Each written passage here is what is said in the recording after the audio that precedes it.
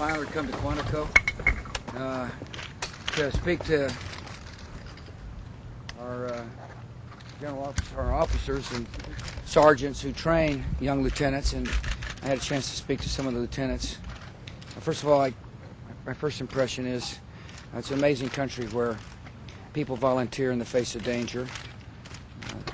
A lot of these Marine lieutenants fully understand the nature of the world in which we live, and they're willing to serve. They're willing to serve to protect and defend this country, and they're willing to serve to help shape the conditions so that the world is more peaceful. I told them about my speech last night.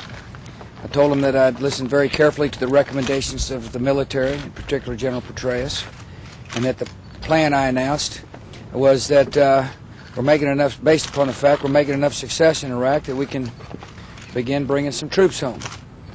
That I told the American people last night that we've got what's called return on success. I also told them that our commanders will have the flexibility and the troops needed to achieve the mission, which is an ally in this war on terror and a stable country that can self-govern, a democracy in the heart of the Middle East.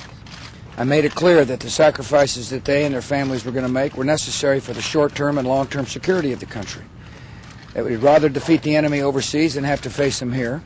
That we fully understand, or I fully understand, that if we were to be driven out of Iraq, that the Middle East could be in chaos, and chaos would embolden Sunni extremists like Al-Qaeda, and chaos would embolden Iran. And that it's in our interests that we help Iraq succeed. It's not only in our interest, but it's also in the Iraqis' interest. I made it clear to them that there's a lot of courage in Iraq. These Iraqis are in the fight, but I also made it clear to them that we expect the Iraqi government to enhance national reconciliation through the passage of law. I told them that I was able to give this speech because of the progress being made.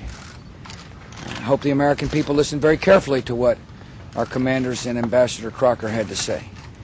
They're there. They understand the progress that's being made. I also made it clear that now's a chance for us to come together as a nation. That some of us who believe security was paramount were on opposite sides of a debate where people said we just simply need to bring our troops home. Well, now we've got security in the right direction, and we are bringing our troops home. And I call upon the United States Congress to listen very carefully to what General Petraeus and Ambassador Crocker reported, and support the troop levels that these two men think are necessary to achieve our objective.